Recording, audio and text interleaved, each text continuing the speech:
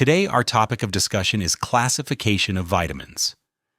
Dear students, always remember that vitamins are organic compounds that can't be synthesized by humans in adequate quantities, therefore must be supplied by the diet. There are two categories of vitamins: fat-soluble and water-soluble.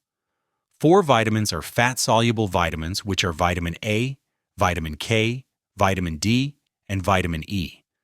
Fat-soluble vitamins are stored in liver and adipose tissues and are insoluble in water, and they can't be excreted through urine. Therefore, excessive consumption of fat-soluble vitamins lead to accumulation of these compounds.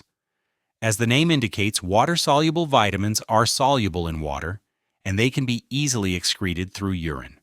There are a total of 9 water-soluble vitamins, which fall under 2 subgroups: B-complex water-soluble vitamins and non-B-complex. B-complex vitamins are vitamins B1, B2, B3, B5, B6, B7, B9, B12. Non-B-complex vitamin is only vitamin C.